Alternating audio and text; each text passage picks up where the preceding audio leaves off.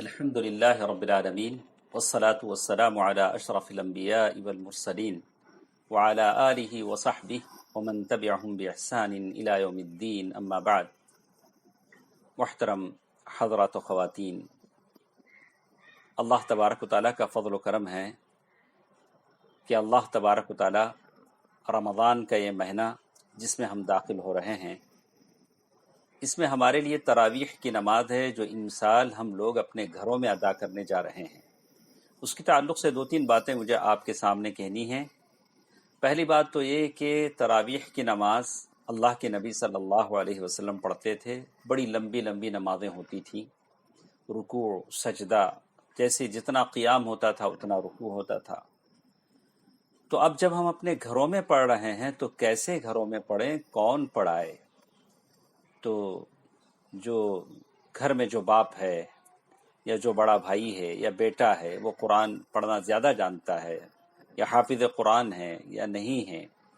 تو جہاں تک تراویح کی نماز پڑھانے کی بات ہے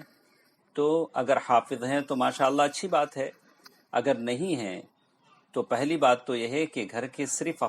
افراد اپنے گھر میں تراویح کی نماز پڑھیں، آس پاس کے لوگوں کو جمع کر کے بڑی جماعت بنانے کی فکر نہ کریں،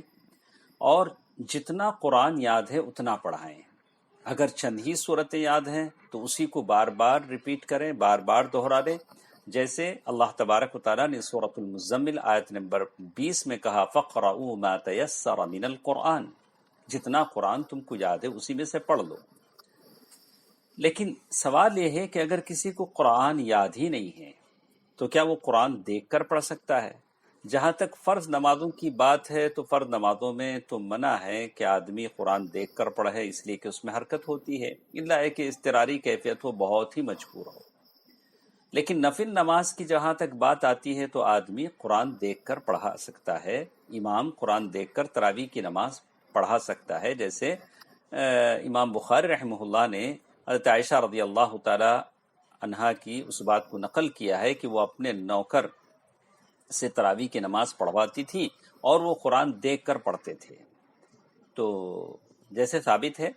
تو اگر گھر کا بڑا آدمی یا بڑا بیٹا کچھ نہیں جانتا ہے، قرآن دیکھ کر پڑھانا چاہتا ہے، تراویح تو پڑھائے، اگر چند صورتیں یاد ہیں تو انہی صورتوں کو بار بار پڑھے۔ اسی طرح ایک اور سوال جو تراویح کے نماز کے تعلق سے جو ہمارے ساتھ ہے، کسی صاحب نے پوچھا کہ کیا تراویح کی نماز حرم میں جو تراویح ہوتی ہے اس کا ریکارڈ ڈال کے کیا ہم لوگ اس کی مطابقت میں اپنی نماز پڑھ سکتے ہیں، یا وہاں کی جو تراویح ہوتی ہے بالکل ویسے ہی ٹیلی ویژن پر دیکھ کر ہم نماز پڑھ سکتے ہیں یا اسی کی مطابقت میں؟ تو علماء کرام کہتے ہیں کہ یہ جائز نہیں ہے، یہ تو نہیں ہوگا کہ آپ وہاں کی مطابقت کریں جبکہ ہماری صفیں ملی ہوئی نہیں ہیں، اور یہ چیز جائز نہیں ہے۔ تو یہ چند باتیں تھیں جو مجھے آپ سے کہنی تھی۔ اپنے گھروں میں نماز پڑھیں، اپنے گھروں میں اللہ کا ذکر کریں، اور رمضان سے بھرپور فائدہ اٹھانے کی کوشش کریں۔ اللہ تبارک و تعالی مجھے اور آپ کو عمل کی توفیق دے، آمین۔ والسلام علیکم ورحمۃ اللہ وبرکاتہ۔